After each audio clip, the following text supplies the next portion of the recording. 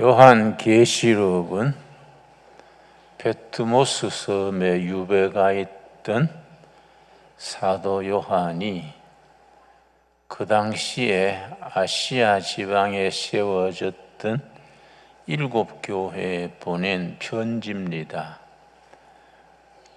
그 시작이 예수 그리스도의 계시다, 이렇게 시작됩니다. 계시란 말은 감추었던 것을 드러낸다, 그런 단어입니다. 그래서 계시란 말이 아포칼립투스입니다. 그래서 요한계시록이 시작될 때 첫머리가 아포칼립투스 예수스 크리스토스, 이렇게 시작됩니다.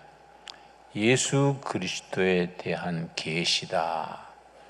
그 계시를 7교회에 보내는 사도 요한의 편지입니다. 그 7교회는 그 당시에 소아시아 지방에 개척되어 있던 7교회지만은 우리가 영적으로 생각하자면은 7교회를 중심으로 해서 오고 오는 세대의 모든 교회에 보내는 영적인 교훈이 됩니다. 그 7교회에 보낸 편지 중에 각 교회에 대한 칭찬과 책망이 고루고루 나옵니다. 예를 들어서 에베소 교회, 버가모 교회, 두아디라 교회는 칭찬과 책망이 나오고, 또 다른 교회 둘 칭찬만 있는 교회도 있습니다. 서머나 교회와 필라델피아 교회는 칭찬만 있습니다.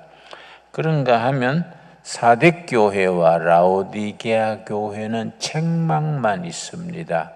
바라기는 우리 신광두레 교회, 넓게는 한국교회가 우리가 서머나 교회나 필라델피아 교회처럼 주님에게 칭찬 듣는 교회가 될 수 있게 되기 바랍니다.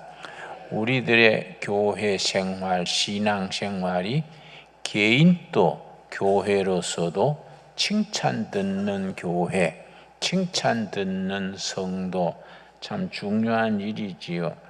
그래서 7교회에 대해서 칭찬과 책망이 그렇게 나오는 반면에 7교회 꼭 같이 주시는 말씀이 있습니다.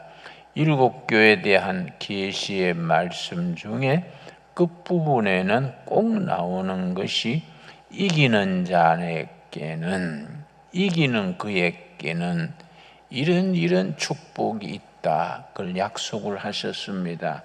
예를 들어서 첫 번째 교회인 에베소 교회에 대해서는 이기는 자는 낙원에 있는 생명나무 열매를 먹게 하리라. 참 귀한 말씀입니다. 낙원, 천국을 말하지요. 낙원에 있는 생명나무 열매를 먹게 하겠다. 축복의 말씀이지요. 낙원에 있는 생명나무에 대해서는 성경의 마지막 책, 마지막 장, 요한계시록 22장 1절 2절에 낙원에 생명수 강이 흐릅니다.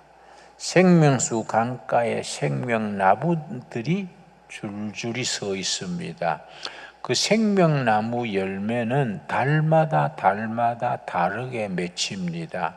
그런데 그 나무 열매, 나무 잎사귀를 먹는 사람은 모든 병에서 치유되는 그런 효능이 있다, 그렇게 표현되어 있습니다. 서머나 교회는 말하기를 둘째 사망의 해를 받지 않으리라. 참 귀한 말씀이지요. 세 번째 교회가 버가마 교회인데, 버가마 교회에게는 이기는 자는 감추인 만나를 줄 것이고 새 이름을 새긴 흰 돌을 주겠다. 상당히 영적으로 함축성이 있는 귀한 표현입니다. 네 번째 교회가 두아디라 교회인데, 두아디라 교회 이기는 자에게는 약속하기를 만국을 다스리는 권세를 주겠다. 그렇게 축복하셨고, 그 다음에 사대 교회는 이기는 자는 흰옷을 입고, 천국의 유니폼은 흰옷입니다. 어떻게 흰옷이 됐느냐?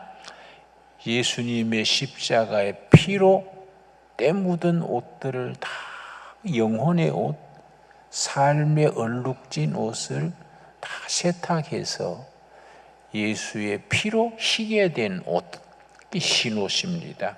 그래서 사대 교회에서는 이기는 자는 흰옷을 입고 그 이름을 생명책에서 지우지 아니하리라. 여러분, 요한계시록 20장에 하늘 보좌 앞에 생명책이 있습니다. 책들이 쫙 펴 있고 그 책들은 우리가 짐작컨대 이 땅에 살다간 많은 생명들 엄청 많지 않겠습니까? 줄줄이 서서 마지막 심판대 앞에 섰습니다. 그런데 그 심판대에 책들이 놓여 있습니다. 책들, 복수입니다. 아마 한 사람의 한 권이라 생각할 수 있겠지요. 그래서 책들에 기록된 행위대로 심판을 받는다. 그래서 그걸 행위심판이라 그럽니다. 그런데 그 옆에 책 한 권이 따로 있습니다.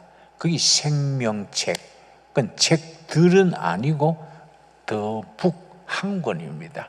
그거는 어린 양 예수가 주인이 되는 책이 생명책입니다. 그 생명책에는 누가 이름이 기록되어 있느냐? 믿음으로 구원받은 성도들이 생명책에 이름이 다 올라가 있습니다. 나는 그게 확신이 있는 것이 너무 감사해요. 내 이름 김진홍 석자가 생명책에 딱 적혀 있다.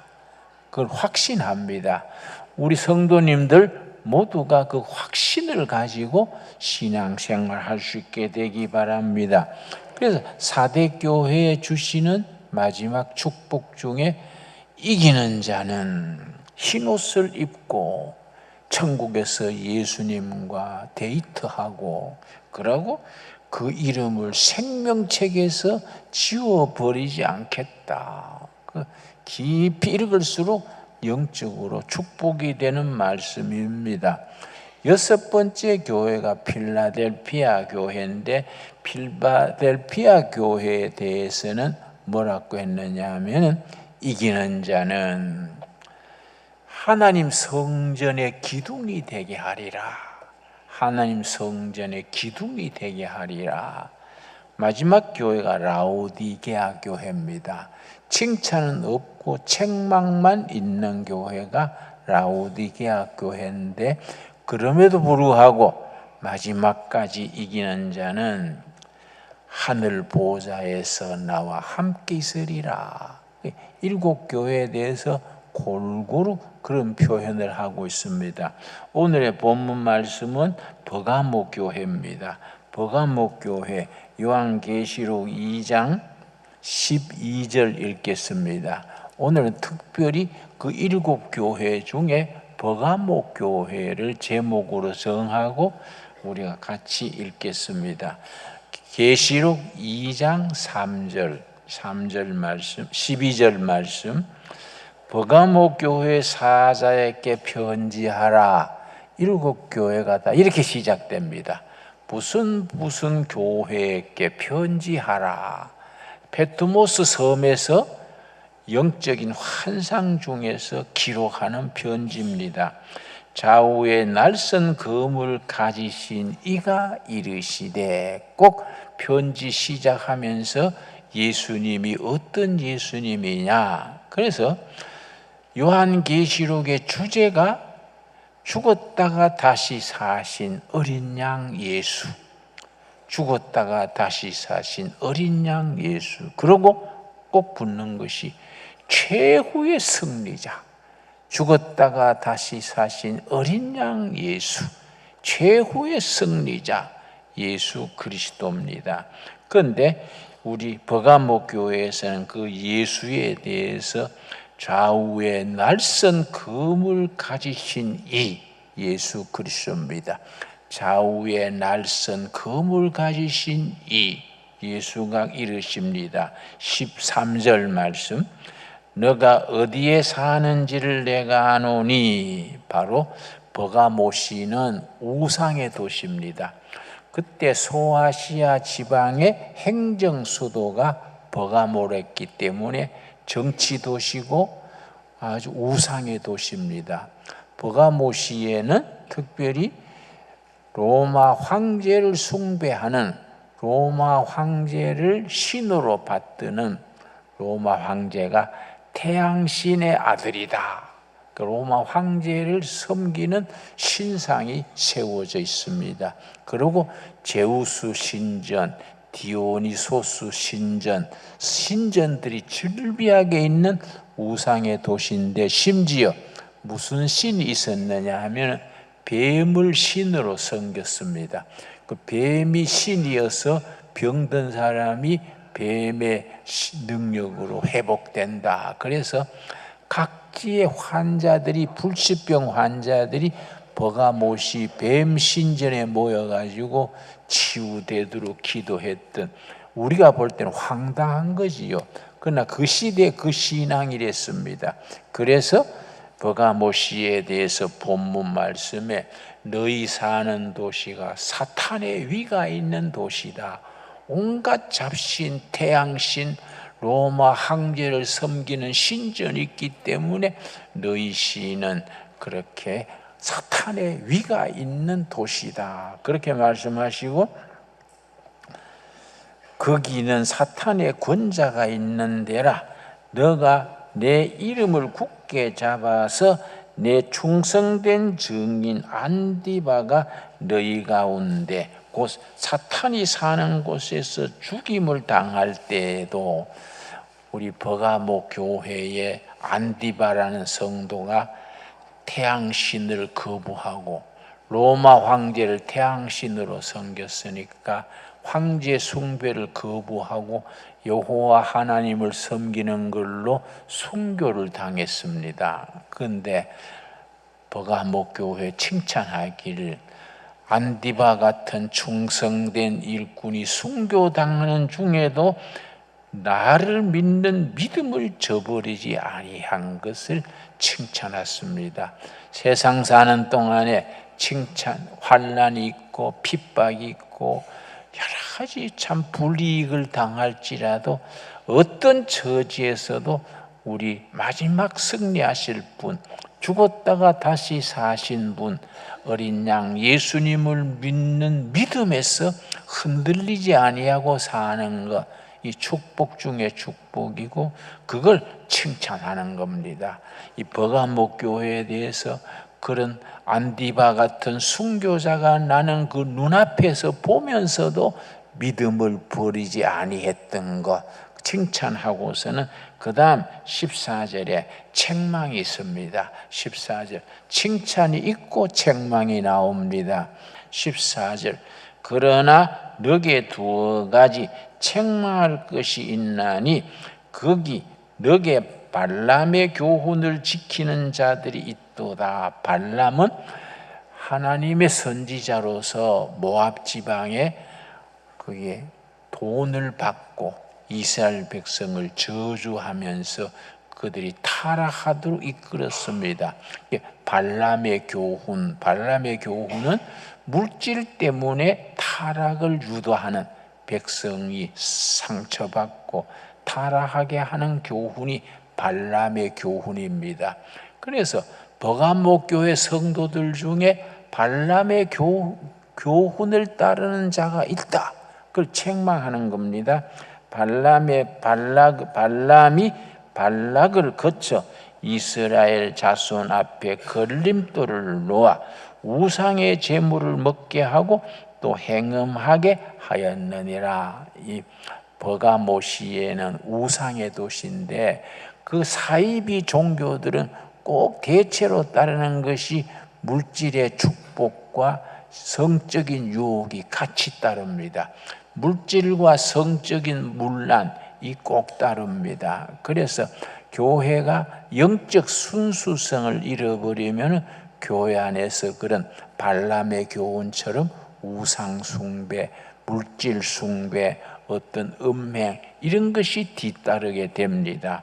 그런데 안타깝게도 버가모 교회가 그 순교 중에서도 믿음을 지켰는 귀한 교회인데 그 발람의 교훈을 따라서 우상 숭배를 하고 음행을 하고 그런 열매들이 있어서 지금 책망하는 겁니다. 그 다음에 15절 말씀, 이와 같이 너게도 니골라당의 교훈을 지키는 자들이 있도다. 그 니골라당의 교훈이 뭐이냐? 발람의 교훈과 비슷합니다. 그걸 두 번 반복한 셈이지요. 히브리어에는 발람이 빌람이고 히브리어로 빌람이고 헬라어로는 니골라가 니콜라우스입니다. 니콜라우스 두 가지 다 의미가 같습니다. 사람을 타락시키는 자, 사람을 실족시키는 자.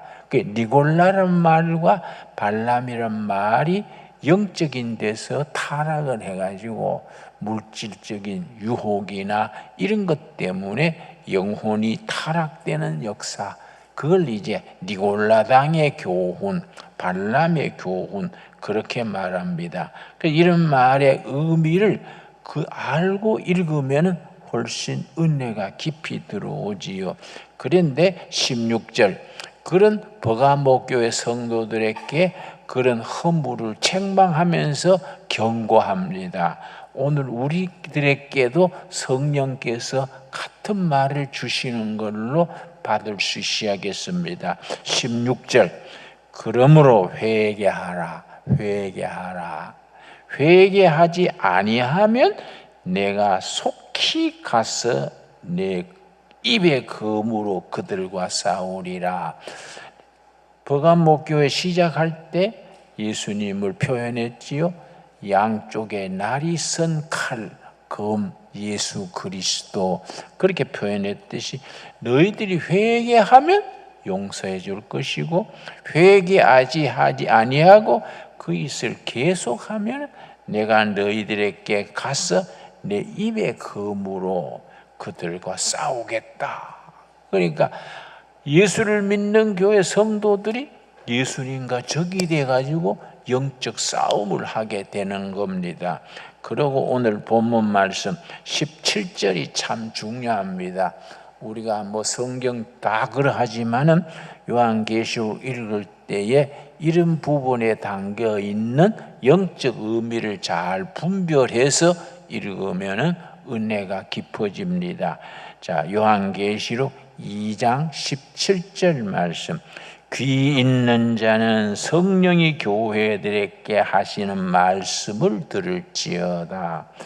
이기는 그에게는 일곱 교회 똑같이 끝부분에 가서 말씀하는 이기는 그에게는 내가 감추었던 만나를 주고 감추었던 만나, 이 참 귀한 말씀입니다.